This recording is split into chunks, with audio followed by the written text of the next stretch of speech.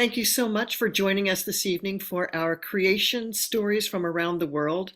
It's wonderful to see all of you, and I especially want to welcome our esteemed guests, Reverend Rick Wagner, Scott Chamberlain, Reverend JimBear Jacobs, and Dr. Kelly Shermon-Conroy. The inspiration behind this session came from our recent study of Haydn, Joseph Haydn's creation, which we will be performing with the Minnesota Chorale and the Minnesota Orchestra at the end of March. For those of you that don't know me, I'm Kathy Saltzman, Romey, Artistic Director of the Minnesota Chorale, and I am very privileged to work with these singers in studying this work, which will be conducted by English conductor Paul McCreesh.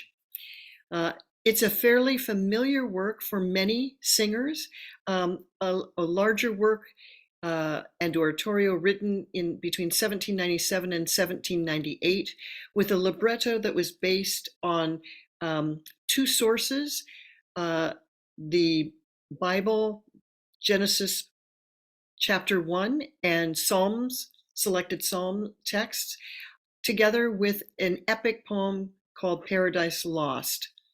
And it is organized in three separate sections, kind of outlining the days of creation and what occurred on those days, and ending with a larger kind of celebratory scene with Adam and Eve in the Garden of Paradise. And so here with us to begin our conversation and to share a little bit about that story from a more theological perspective is Reverend Rick Wagner.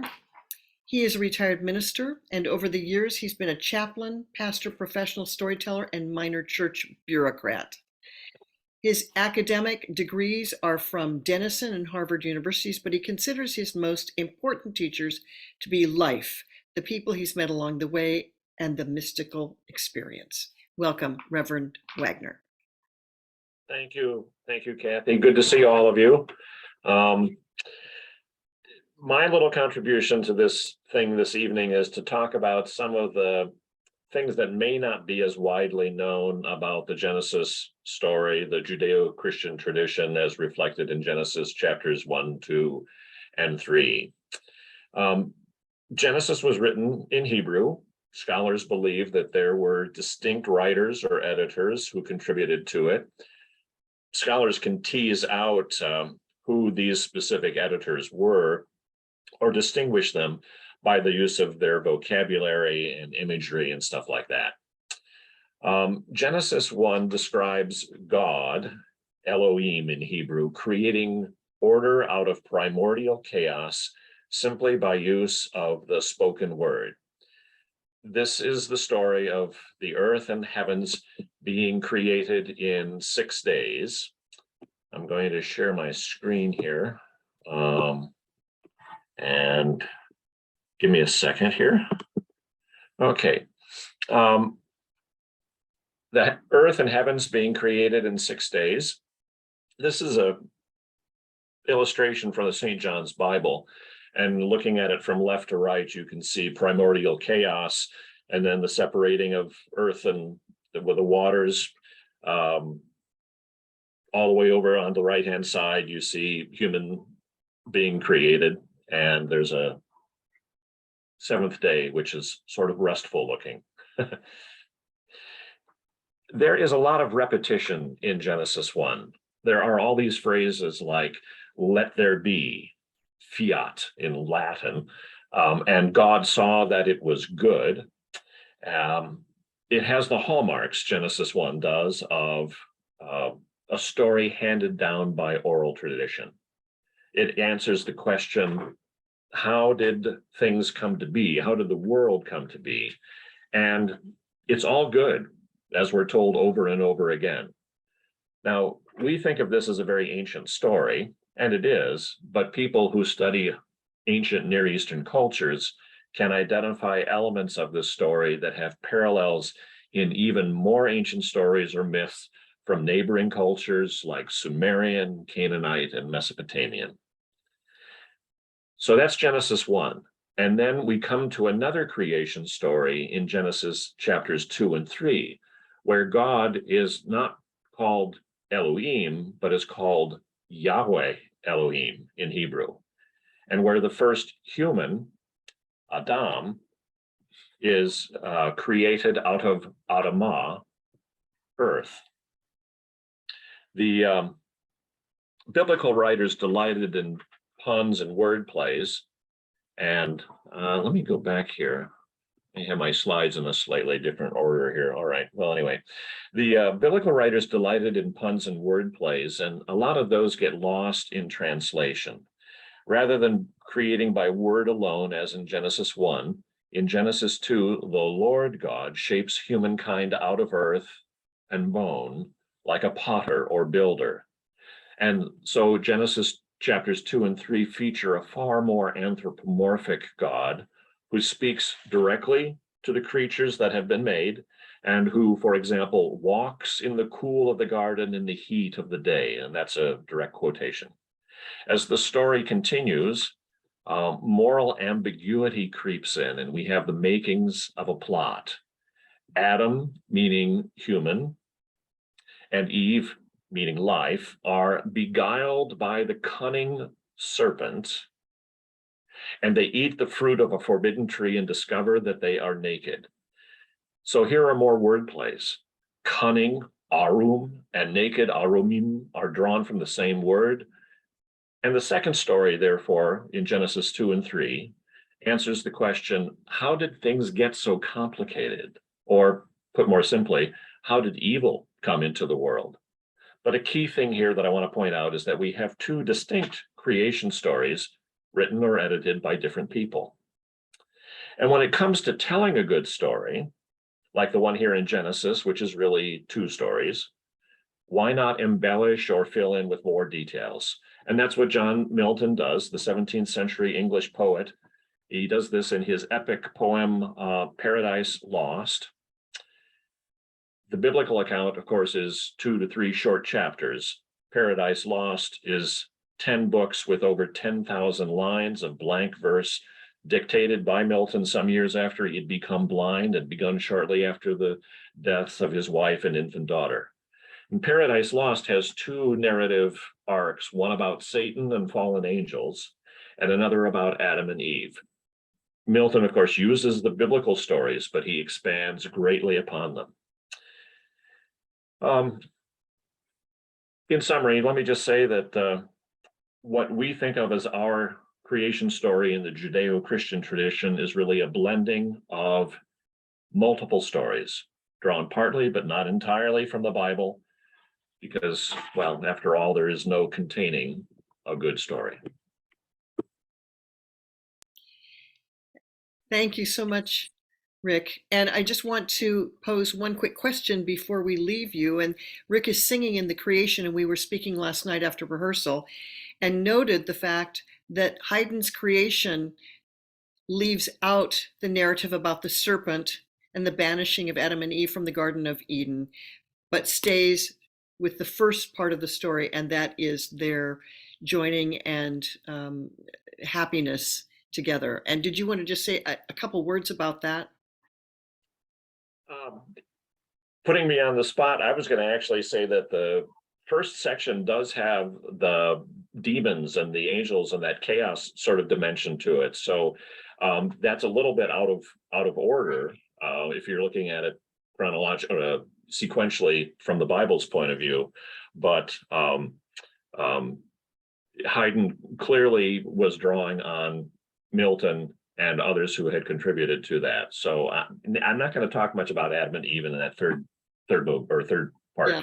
I think Haydn stayed with kind of the aesthetics of the time, the classical audiences, and ended it on a very positive note. So from here, I think we're going to move on to our next guest. Scott Chamberlain has sung with the Minnesota Chorale as a member of the baritone section since 2002. Prior to returning to Minnesota, Scott taught Latin American history at the University of Kansas for 7 years, with a special emphasis on the cultures of ancient Mexico and Central America. He's published a variety of articles on the ancient Mexican cultures and the beginnings of the Spanish colonial system. A particular focus of Scott's doctoral program was on the study and translation of ancient Mexican writing systems and has led workshops on how to read ancient hieroglyphics. So we are looking forward to hearing your creation story, and thank you so much for being here, Scott. Thank you. I am delighted to be here and to take part in this panel with my esteemed colleagues, but also with all of you. I know that Rick is presenting this kind of familiar from our Western tradition, the account of Genesis. I'm going to be sharing with you an account that you probably have not heard, and probably from a culture that you may not have heard of. But I thought this would be a nice little contrast to do between kind of the familiar European form and this also ancient tradition that has a very different perspective. My background is with the cultures of ancient Mexico, and specifically I was working with the Mixtec culture in southern Mexico. And I'm going to jump in and share my screen. All right, and hopefully you can see that, and hopefully you'll be able to see my cursor as I move it through. The Mixtecs live in what is now the modern state of Oaxaca, within the kind of the broader ancient Mexico and Central America. The Mixtecs are and have always been a very large culture within Mexico. There are about 500,000 Mixtec speakers living in Mexico today. And interestingly, there's about 150,000 Mixtec speakers that live in the United States. So again, one of the larger groups from Mexico, and also are kind of between, in terms of geography and in terms of timing, between the much more familiar, the Maya and the Aztec culture. And one of the reasons that the Mixtecs are well known today is that their history books survived the conquest and survived to the present day. All of the cultures of ancient Mexico and Meso-America had wonderful oral history and a wonderful living tradition with oral history. And most of them also had written records and wrote history books and wrote out their materials in books, which were shared and kept in libraries and such. But most of them were destroyed and around the time of the Spanish conquest. Today, there's about 8 Mixtec books that have survived and are studied and looked at today. And I wanted to talk about one particular one, which is called the Codex Vienna as a shorthand, because it's been housed in a library in Vienna for the last 400 years. And this is a wonderful text that for the Mixtec people is essentially the written account of what we would think of as the story of Genesis. It tells about the creation of this world, the creation of the cosmos. It moves into the ordering and the organization of the world, and then finally kind of leads into more of a traditional human history. It is a wonderful text to look at. It is one of the more difficult ones to read because part of it is purely mythological, part of it is historical, but the bulk of it is somewhere in between. And it's told with such great metaphors and kind of this cunning and this literary and these literary puns. And it's sometimes difficult to know exactly if it's supposed to be read literally or not. The book itself is a long strip of deer hide that has been shaved and then covered with a very thin layer of plaster. It can be expanded its full length, and it is quite long, or it can be seen as you're seeing here, folded in accordion style, so that you can see individual pages or groups of pages. And I wanted to say that although it is a text, it is a written text in a book, the actual practice of this story would have been to be performed. And I like that kind of that parallel with what we're doing with Haydn's creation story. In ancient times, what would have happened there would be the equivalent of a cantor who would have had the manuscript before him, who would then sing the narrative to the assembled group. And along with that, they would be accompanied by a small orchestra, essentially, of various instruments, of reed whistles, flutes, shell trumpets, and a whole barrage of percussion instruments that would help give the story life and kind of help highlight its dramatic sense. And so again, I like that kind of parallel with the Haydn creation story, that this also was a sung tradition that would have been performed in front of live audiences. And we know that it was probably performed at key element times of the year, and often when a new ruler came to power, that this was part of kind of like the coronation. And so I wanted to take the rest of my time to just kind of quickly bring up a few of the key moments from this work and kind of show it to you, because it's not just a great text and a piece of literary work, but it's also a gorgeous artistic statement that really shows the care and the skill of the Mixtec painters. And so what I wanted to do is similar to Haydn's creation story. The story begins in heaven, essentially in the celestial realm. And that is kind of indicated, if you can see my cursor, there is the this banner that essentially indicates that it's in heaven. The Mixtec books are not to be read left to right or right to left, but they are read up and down, essentially. There are these reader lines that are they're provided to tell the reader which way to go, but the narrative focuses and reads in kind of this, meandering style up and down that goes through the length of the manuscript. But it begins in heaven. And what happens is you see that there is all of these concepts that are happening and are there. There is light and darkness. There are directions up and down. There is wetness and dryness, life and death. And all of it is put there together in kind of this swirl. All the ideas are there, but they haven't been given form yet. They haven't been given structure yet. And they're told through these wonderful couplets of these figures that are put together that are making these wonderful contrasts. And this kind of is reminiscent of Haydn's use of the kind of the orchestral chaos that begins the work, where you see kind of this emptiness and this unformed section, which leads to the creation. When the creation story begins, the elder gods, who are so elder that they don't even actually have names, they don't have names as part of they're outside of the naming tradition, but they have gathered together a male and a female and wish to bring forth a world and wish to create a world that will be like a joyous garden that will support them and help sustain the world. And the first thing that they do is bring forth children. And while the elder gods work in kind of that big picture of what is the shape of the world, what are the contours, it is their children that will then work to create this vision, to make it real. And so I'm going to jump down here, if you can see in this. This is the first named pair. They both have the name one deer for the man and for the woman. And they are the eldest children of the elder gods, and they kick off this process to start creation and to create the world. And they inaugurate it with this very special ceremony, which has commonalities with many cultures in the New World. There is the burning of incense, and then the sharing of tobacco that is sprinkled onto the ground. And this is the ritual that activates and gets it going and kind of starts the whole process from the very beginning.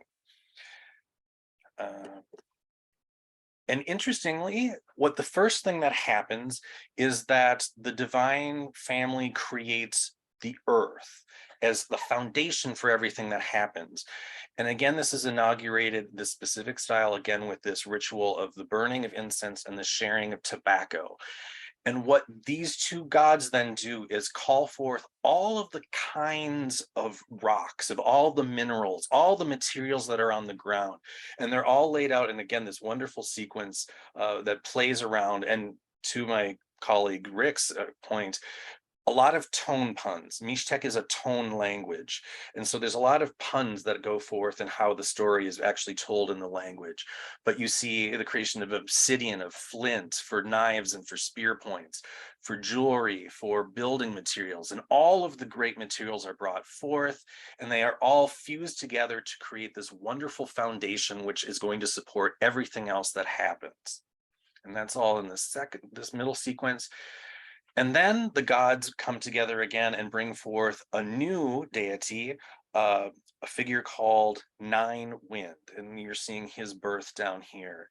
And he is the grandchild of the elder gods and is kind of that perfect middle point between being one of the great gods, but also being kind of human. And so he kind of bridges that gap between humanity and divinity. And he is going to become the key figure in making this creation happen. And then again, in these wonderful couplets and these wonderful metaphors, is kind of talking about Nine Winds, various characterizations, a lot of his background and the education he received. You can see here like the render of limbs for my colleagues in the chorale. Here he is as the singer in this section here. Here he is shown as the scribe of writing forward all of these sacred books. But then with all this material, all of his education, he has brought forth again in heaven with this foundation here before the elder gods and the kind of the children gods, and is given all of the information of what he needs to make creation happen. And he's also given kind of all of his tools of trade, spears, clubs, knives, kind of writing utensils, all of this and all of his clothing. And he is told the entire work of what's going to happen.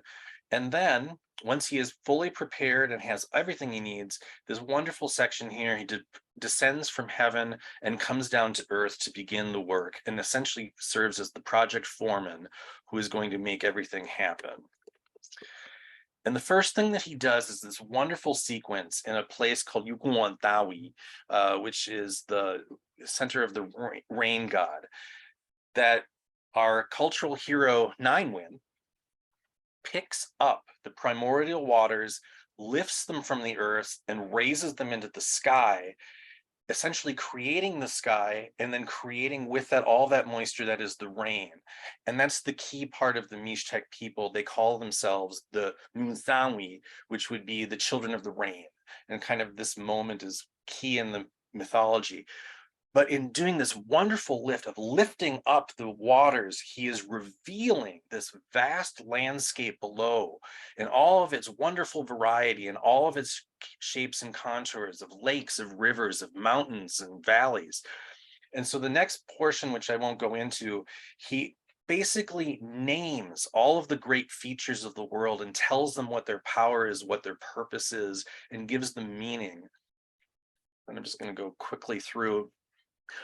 And once the world has been inhabited, or once, I'm sorry, the world has been readied, it is primed for human life. And so our good friend Nine Wind over here meets with all these primordial supernatural beings, the beings of rock, beings of the plants, and in consulting with them, decides to call forth for a new kind of creature, human beings.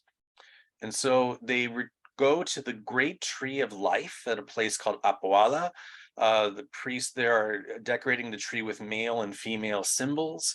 The tree is made ready, and with the proper rituals, the bark splits open, and we see the emergence of the very first human male and the very first female. And from them, they begin a long lineage of large families and the great families that rule in the Mixtec world for the next few hundred years. And I wanted to close out with just one last thing of kind of the rising of the sun. And I'm skipping much. This is a very dense narrative, but one of the things that our culture hero Nine Wind does is create the rituals that they will need to basically make the world run. That it needs the prayers, it needs the rituals, and it will need the sacrifices that will keep creation running and keep the whole wheels of everything going. And so there's this massive preparation to make ready for the rising of the sun. It's almost kind of like a NASA lunar mission of they go through the checklist of everything that needs to happen and everything that needs to be prepared to launch the sun. And when everything is assembled at the sacred platform, they bring forth the sun and just lift it into the sky. And you can kind of see how the effort it takes. It essentially is creating this almost like this bloody track of it being lifted from the great effort it is to bring it in the sky. The sun is then created, and then the creation story goes on again about the ordering of the world and making this landscape and creating kind of those special rituals that will keep it running. And for me, it's just like a very powerful and a very beautiful story that is told so well. Hello, where is the reception? Come on this way. Do I have pass through a It wouldn't be Zoom without that. But it's this wonderful story, and I will say that in closing that the story has morphed over time, but it is still very much told and very much held by the Mixtec people, and very much resonates within their life and how they live their lives and how they think of community and how they think of the world. It again is an ancient story that continues to have this important resonance for the people that are here today. And I guess with that, I will throw it back to Kathy. I just wanted to help people kind of see the wonderful visuals of this wonderful written tradition. Thank you so much, Scott. And it is wonderful to be able to see this and see this in front of us and have you describe and help interpret it. Our next guest was unfortunately called away due to a family emergency, and so we did not have sufficient time to find a replacement for her. Perhaps, Scott, you could stop sharing your screen. Thank you. And in lieu of an in-person presentation, we're going to share a brief video from the Hmong Museum on the Hmong origin story of the 18 clans. And I had reached out to the Hmong Museum in St. Paul, and they graciously allowed us to share this video. This is a wonderful museum dedicated to the preservation of Hmong history, arts, and materials, established in 2015. And it is a museum without walls and instead partners with many local cultural organizations to bring engaging intergenerational programming to the community. They did say, and I'm going to put into the chat, their email address, and they said if anybody is interested in learning more about their culture, I'll put their email address in the chat and you can connect with them. But it is this is a lovely video about the Hmong creation story and the 18 clans, and Alyssa will be sharing this. Nói gia đình thấu đến nhan địa tế bê thiê lý trở mua sành mong. Bố thấu để hiện sự tàu là nhãn điện tế năng thiê ông lòng trên số tua ta cho nụ mua muốn gõ hồ run rùa sư kể thấu để nhá xe rù tôi muốn đón tu kể run rùa theo một trong tu đón tu đông Nên khẩu tu thiê lý suy thải thiê.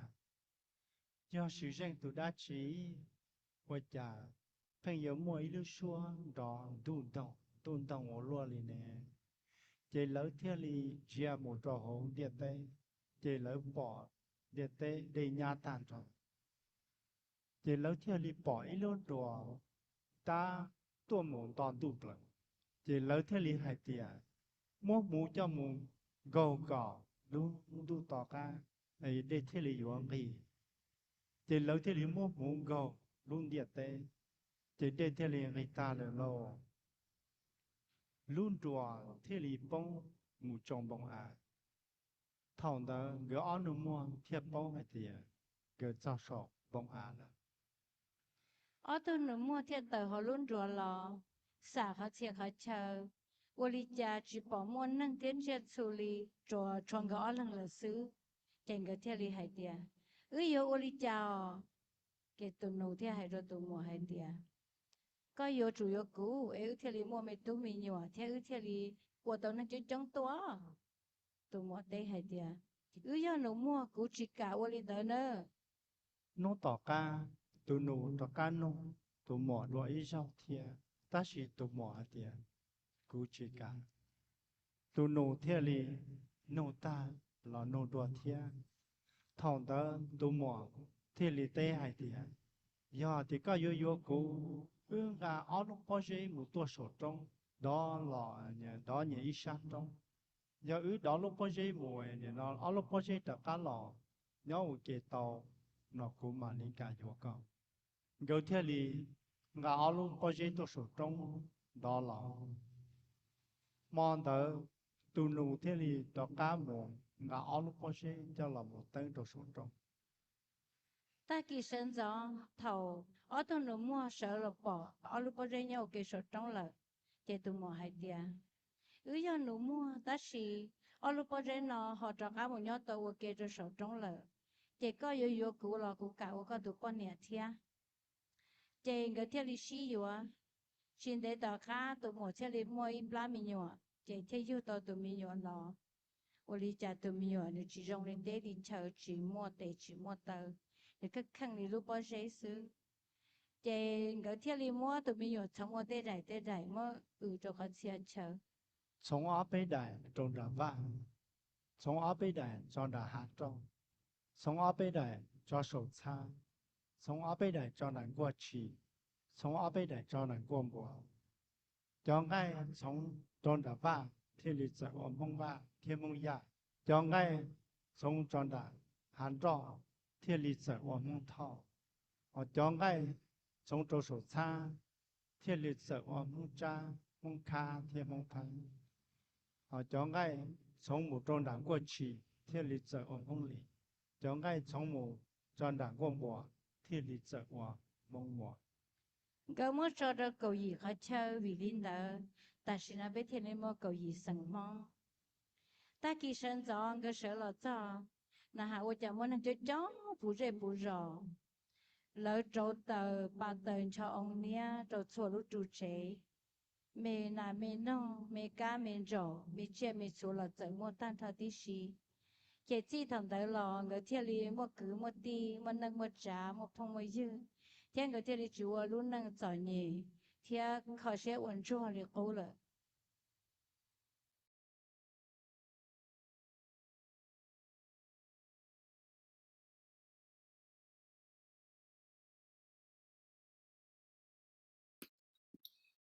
So I've added the the URL link in the chat, and this connects to where this video can be found under Hmong Chronicles at the Hmong Museum. This was a series that was launched in July 2016 and focuses on the revival of Hmong oral traditions through intergenerational collaborations between Hmong elders and contemporary Hmong artists. And the primary focus is how Hmong elders can pass on oral stories in a traditional way while encouraging contemporary artists and the next generation to learn, read, and be inspired to tell these stories in their own artistic way. I'm going to move on to our next guest, Reverend JimBear Jacobs, who's born in St. Paul and is a member of the Stockbridge Munsee Mohican Nation, an American Indian tribe located in central Wisconsin. He has degrees in pastoral studies and Christian theology and has served various churches as youth minister, adult Christian educator, and director of men's ministries. Presently, he is a parish associate at Church of All Nations Presbyterian Church. He's a cultural facilitator in the Twin Cities and works to raise the public's awareness of American Indian causes and injustices. He's also the Director of Community Engagement and Racial Justice for the Minnesota Council of Churches, and additionally is the creator and director of Healing Minnesota Stories, a program of the Minnesota Council of Churches dedicated to ensuring that the Native American voice is heard in areas where it has long been ignored. Welcome, Reverend JimBear Jacobs. Thank you, Kathy. Good evening, everyone. It is very good to be with you this evening. I was very pleased to receive this invitation to offer some thoughts and perspective on creation stories. Just for point of context, as you heard in my bio, I am an ordained minister in the Christian tradition, serving at a Presbyterian church. I grew up and was raised in the Christian tradition.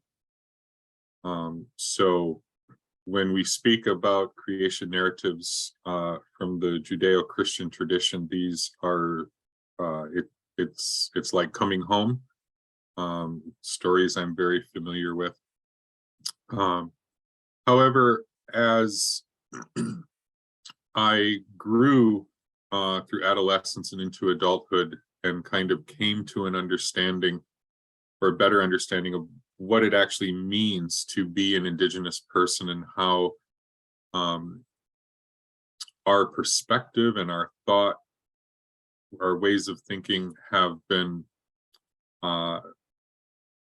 very often unintentionally and honestly very often intentionally put down and overlooked.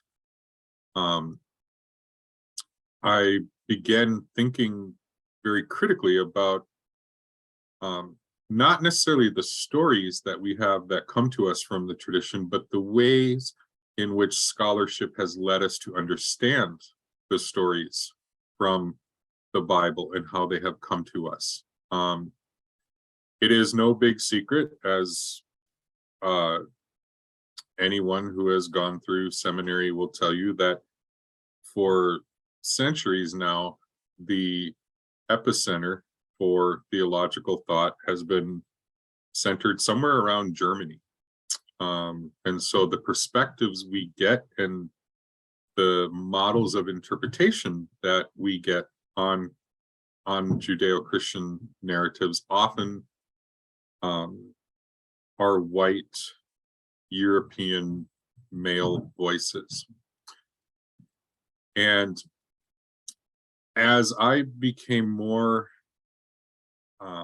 immersed and entrenched in Indigenous culture, my own Indigenous culture and tradition, it became evident to me that the way we sometimes read scriptures, the we being sort of a collective Christianity, the way we read the stories of scripture are really missing out on some of the rich indigeneity of those stories. And so I just kind of want to offer a perspective that I have on the creation story in Genesis, and I thank Reverend Rick for his insights on that. And it's kind of funny, Dr. Kelly, who will meet here in a little bit, but Rick, while you were talking, Dr. Kelly and I were texting back and forth, like it's like being back in Old Testament class again. And it is true, and Rick alluded to this, that what we know as the Old Testament, and particularly what we know as the book of Genesis, is made up of multiple sources and multiple contributors over a period of time. And very often, if you were to go into, say, a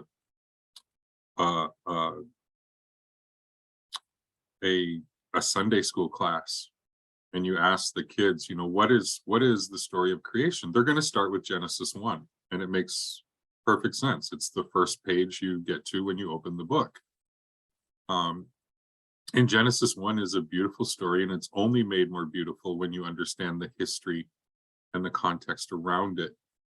But if we apply source theory to the book of Genesis, what we come to understand is that Genesis 2 is actually probably about 900 years older than the story of Genesis 1. It is a much older story. Genesis 1 is a story that is developed under Babylonian captivity. And Genesis 2 is a story that, the way I like to say it is, if it's not the indigenous Jewish story of creation, it's as close as we can get now to it. And so if we look at the story of Genesis 2 and we apply logic and principles that come out of, German seminary students, we're not ever going to capture the beauty that is the indigenous story that is found in Genesis 2. And so one of the things I have been doing in teachings in my work for the last 10 or 15 years has been within churches saying, well, let's look at some of these stories, and what if we stop reading them like we're Germans I don't mean to harsh on the Germans, but that's just where it's the locus of Theologica has been. But what if we stopped looking at this like European men, and what if we started reading this like we're indigenous people? And we look at Genesis 2 through that indigenous perspective, an incredibly beautiful narrative begins to emerge. And so, as Rick pointed out, in Genesis 1, God creates ex nihilo is the word. Out of nothing, God creates. It's fiat creation. God speaks and it appears. But as Rick pointed out, in Genesis 2, God interacts with creation. And the analogy I like to use is God literally gets God's hands dirty in the work of creation. And so what you have in Genesis 2 is you have the Creator literally reaching Creator's hands down to the body of the earth and pulls humanity, pulls life out of the body of the earth. And you know, I have 4 children, and each of my children have their own unique birth story. But my youngest son, when he was born, we were utilizing the services of a midwife, an incredible midwife named Rachel, and he was born in the water. It was a water birth, and at the critical moment, and those of you who are experienced in this know exactly what I mean when I say that critical moment. But at the critical moment, Rachel, our midwife, stepped aside and she looked at me and said, "Okay, Dad, you're up. Get in there." And I said, "What do you mean?" And she said, "Go catch your baby." And at that moment, my hands, these hands, reached down to the body of my partner, and I pulled life from her body. Utilizing the same imagery in the same language that is found in Genesis 2, where Creator literally reaches down to the body of the earth and pulls life from the earth's body. And in Genesis 2, we also have this very peculiar language about humanity's first breath. Because the text says that the Creator then bends down and breathes the breath of life into the nostrils of that form. And it says nostrils. And that is a very peculiar word to include in an ancient text, nostrils. I mean, we are people, we don't even like to think about nostrils. And some of you are uncomfortable that I've said nostrils as many times as I've said it, but it's in the text. And you think about, why would it specifically say nostrils? Because we know right now, God forbid you should ever have to revive someone who has passed out from lack of oxygen. The quickest and most efficient way to introduce oxygen into their body is mouth to mouth. It's basic logic. We all know that this brings oxygen in much quicker than that. And I'm sorry for sniffing on Zoom, but I'm making a point here. And this is not incredibly revolutionary understanding. The ancients knew that if you wanted to breathe life into a body, you go mouth to mouth. So why does the text then say nostrils?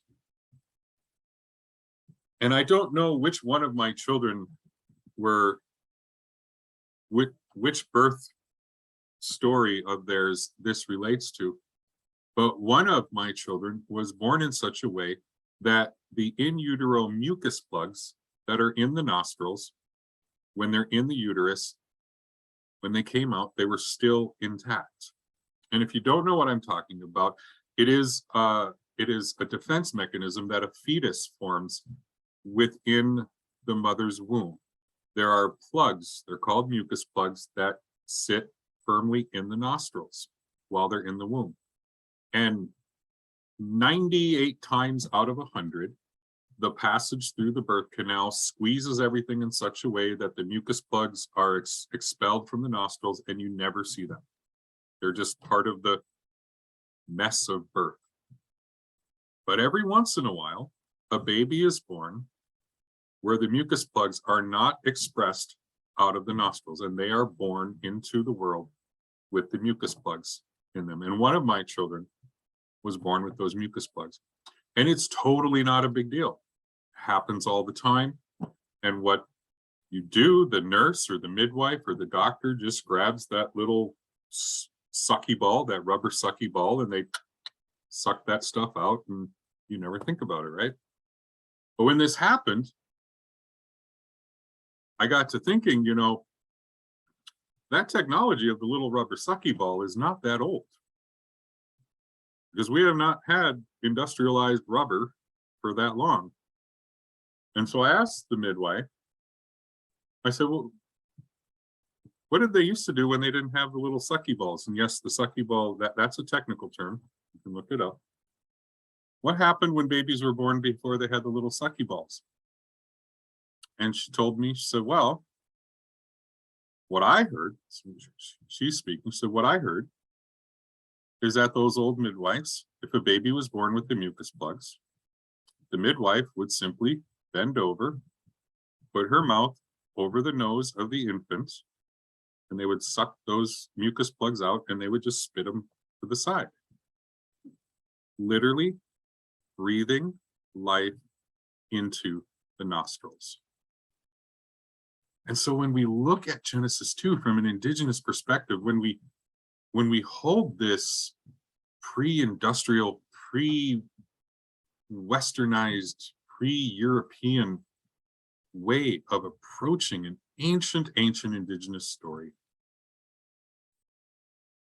what emerges, and this is my hypothesis here, what emerges is that Genesis 2 is not a creation story, but it's a birth story.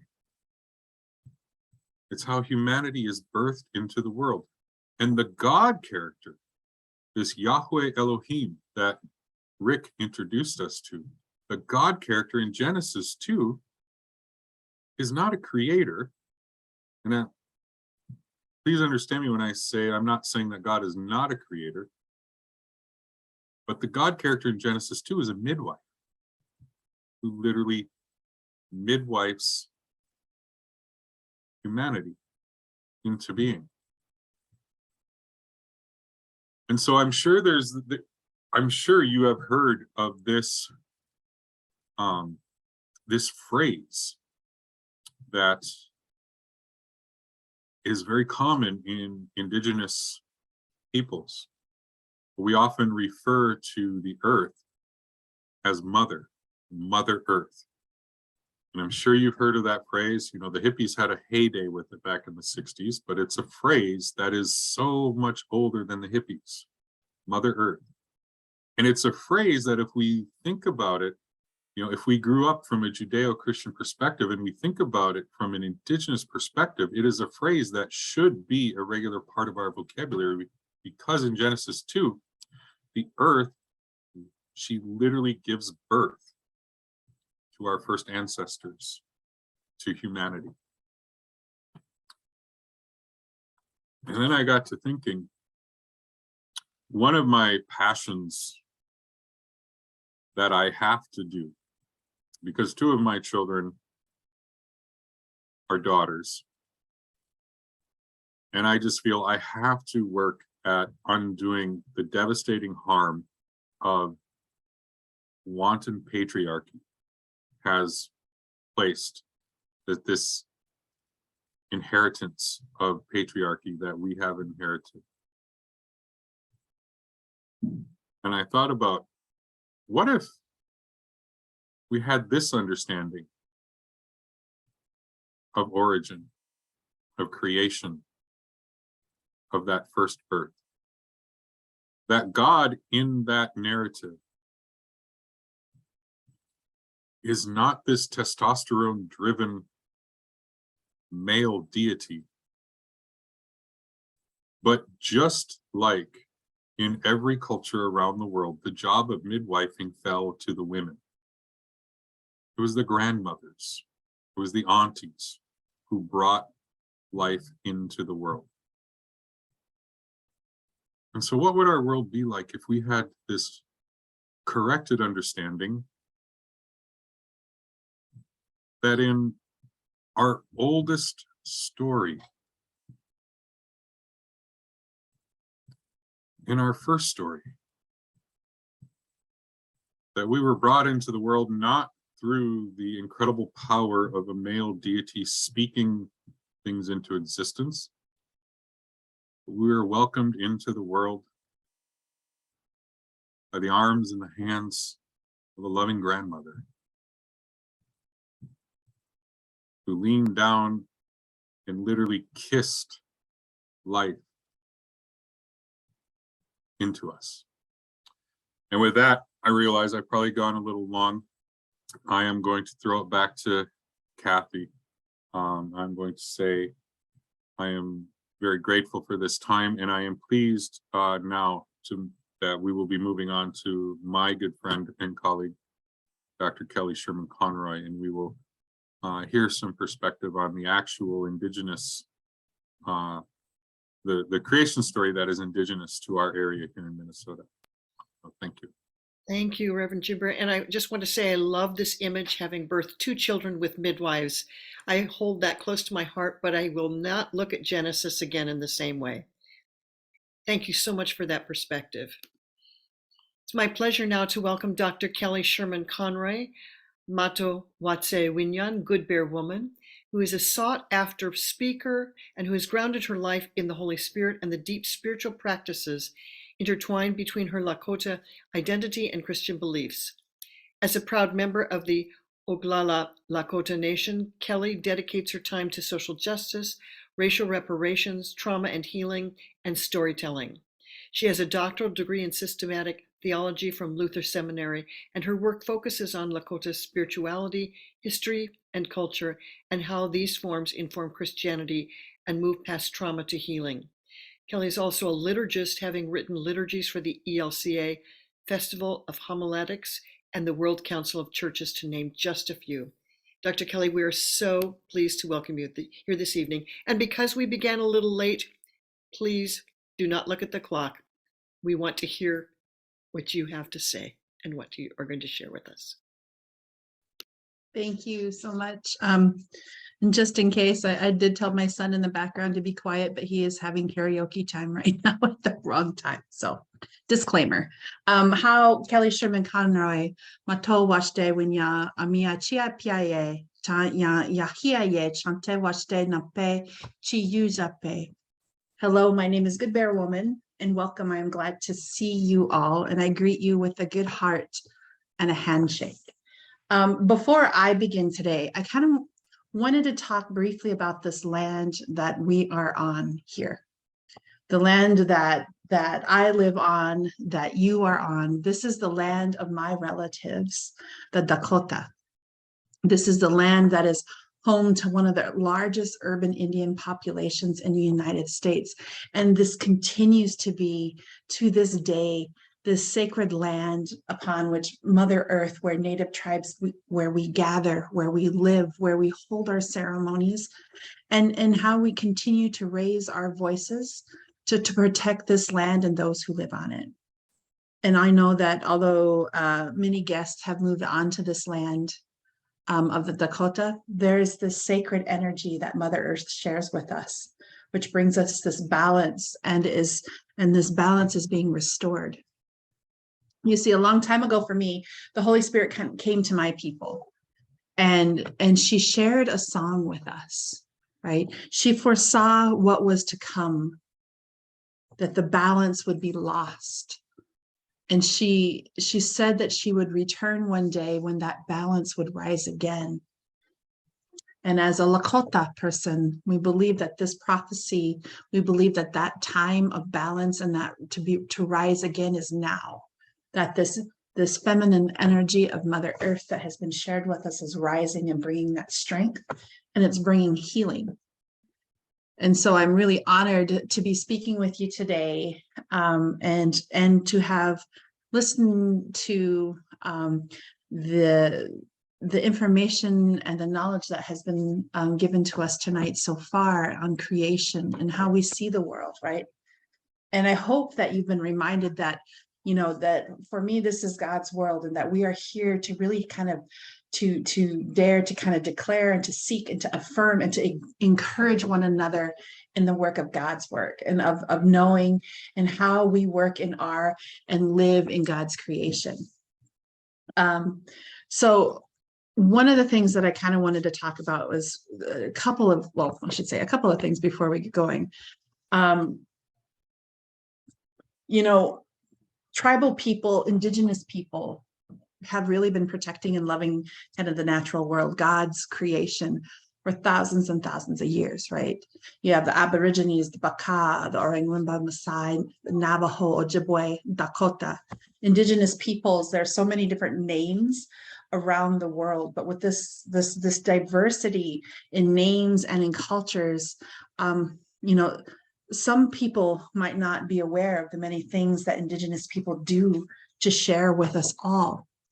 And one really is a deep cultural attachment to God's creation, an attachment that goes really far beyond mere ownership or domination, right? Native people, such as my Dakota ancestors, believe that we live our lives with honor and respect, and for the creator, Wakam Tanka, and Mother Earth, which is Unchi Maka, as well as all of creation, which includes every living thing. We often, when we talk about creation, as human beings, we tend to put ourselves kind of on the top of that pile, right? But when you listen to the creation story that I'm going to read of the Dakota people, you'll understand, and you hear this with a lot of indigenous creation stories, is that that we as human beings are not put above or before creation. And it's also that understanding that when we talk about creation, that creation isn't just about the birds, the bees, the plants, the water, the sky. That is everything. That the Holy Spirit resides in and amongst absolutely everything, which is why we are related, why we are so deeply connected. So for readers of the Bible who are kind of seeking this Christian understanding of creation, whether human beings were created first of all the mammals or last of all the createds, it's not nearly as important as affirming that harmony and that balance of creation itself.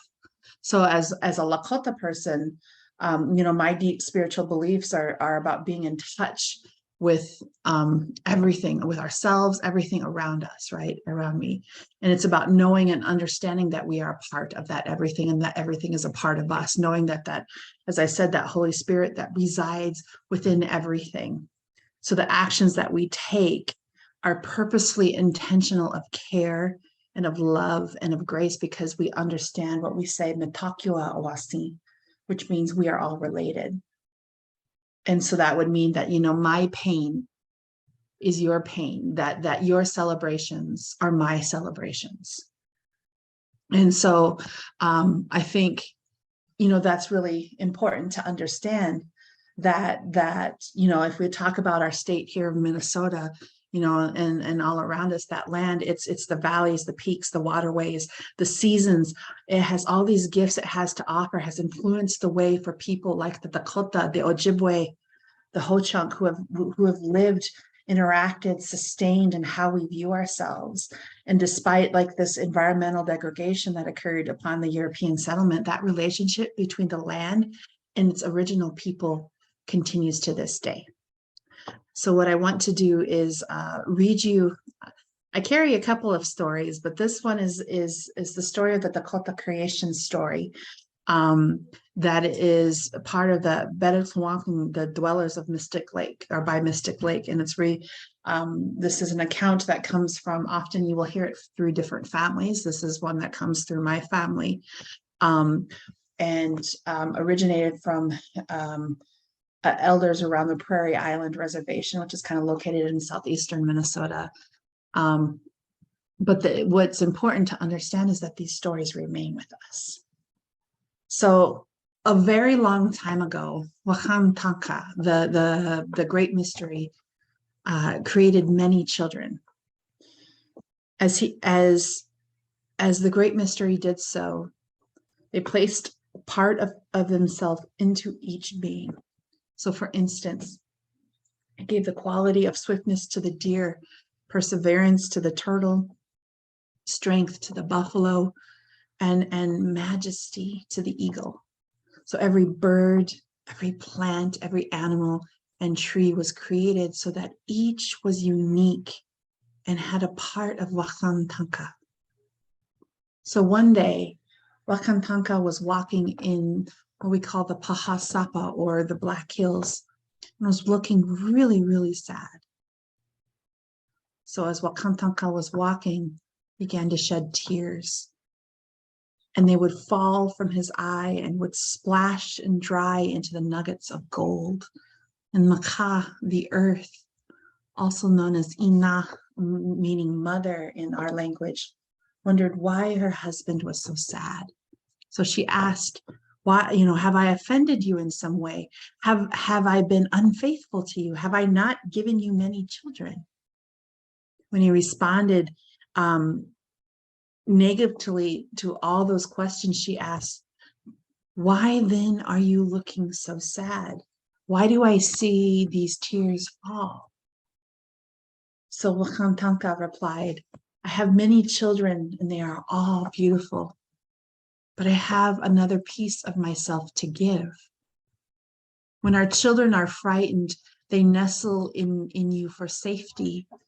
When they are thirsty, they turn to your waters. And when they need sustenance, they receive food from your meadows. I want children who speak to me and call me by my name. So Wakhan Tanka wanted a creature to look to him for help and to need him. So when Ina Maka heard this, she wanted to give a piece of herself to help create a being who would look like her husband.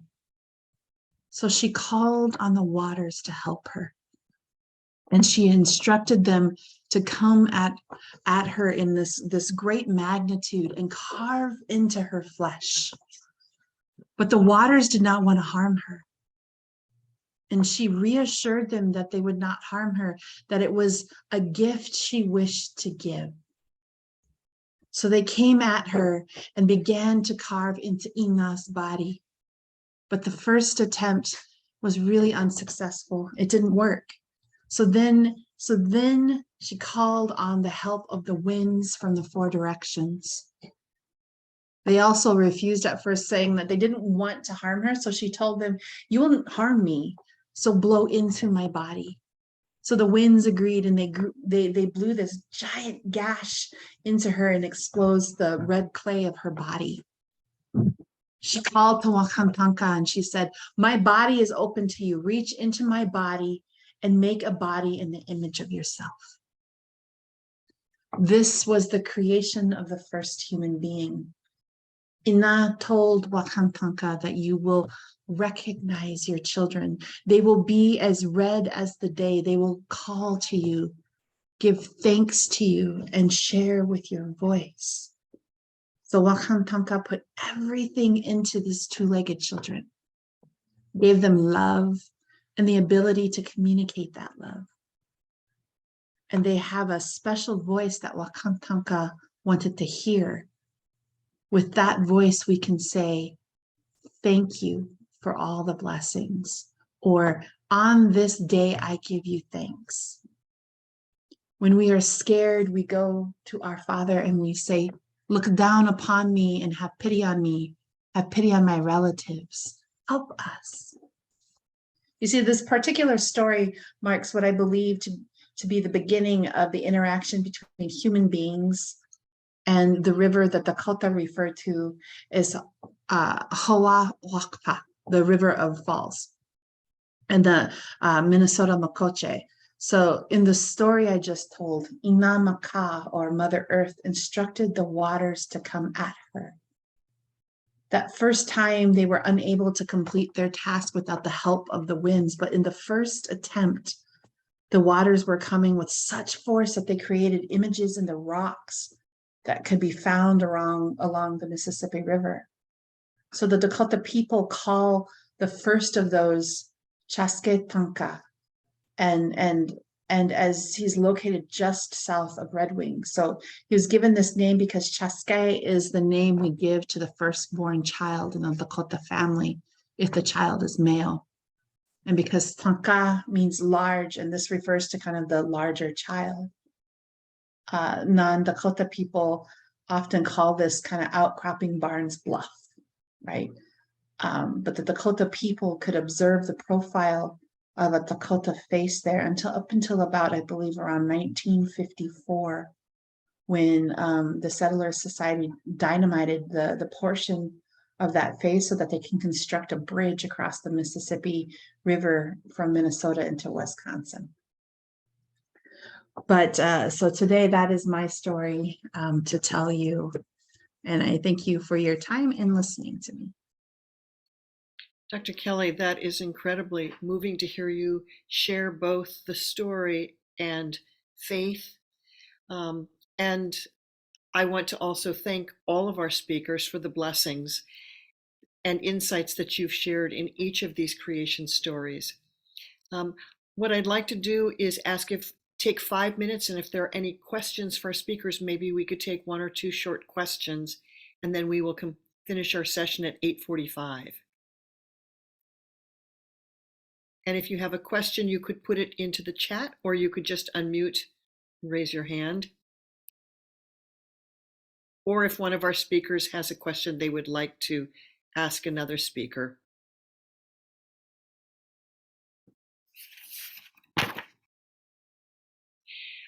I did want to say or ask the ways in which creation stories are shared among people.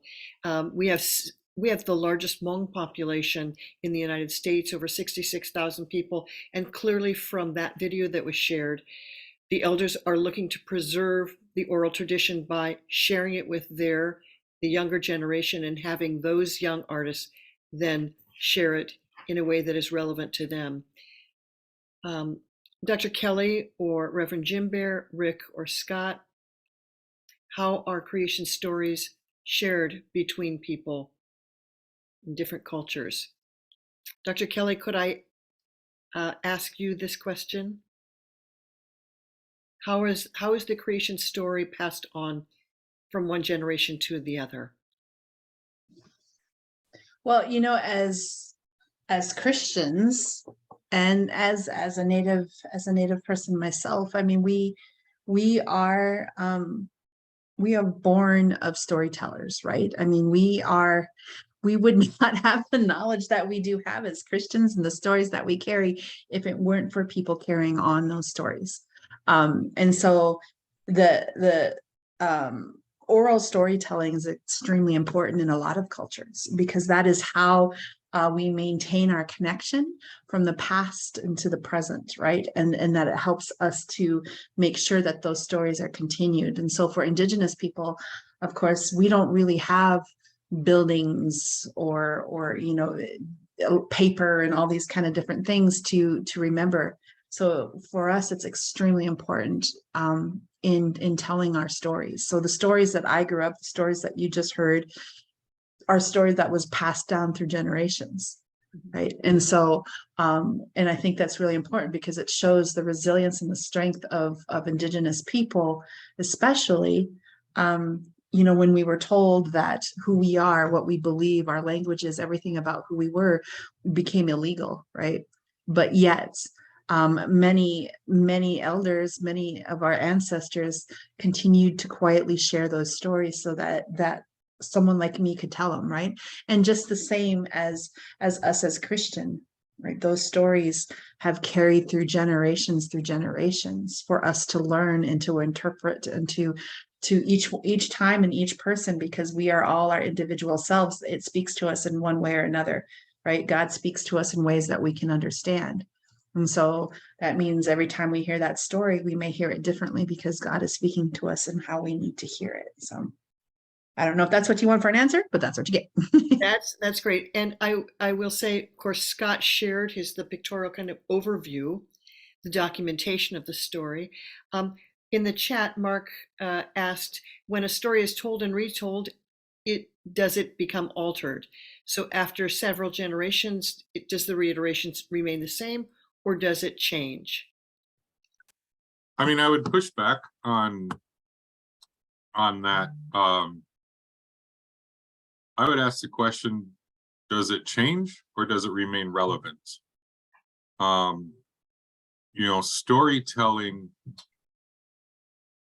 is a trusted art form. There are trusted storytellers.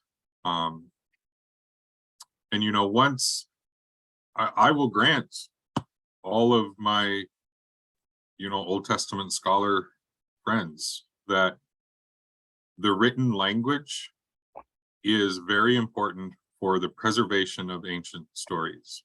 It is. But I would challenge those from a Judeo-Christian background tonight, tomorrow, read Genesis 2, read Genesis 3, read those old original stories, and tell me it just doesn't sound better if you're sitting around a campfire and you're listening to grandma tell this story from her mouth. And you know that grandma's going to tell that story in a way that is going to teach the lesson to the grandchildren that is needed at that time. And that's just an understood transmission of culture. Once an ancient story is written down, then scholars spend the rest of their careers arguing over who wrote it down right. Yes. And they don't argue over how best to communicate the wisdom and the knowledge. And so, does it alter? Does it change? Yeah. But so what? You know, I mean, I think it's a completely Western convention to believe that the oldest and purest form of the story is the one that's right. Well, I appreciate that perspective, Reverend JimBear. And I will also say, as you were speaking about this, I was thinking, could I quote the Bible? No. Could I quote my grandmother? Yes. Because that's what I hold close to my heart. And it's not that I did not hear these stories read from the Bible, but I cherish the moments when they were shared with me personally from one generation to the other. And Dr. Kelly, you shared that as well, and I appreciate that so much.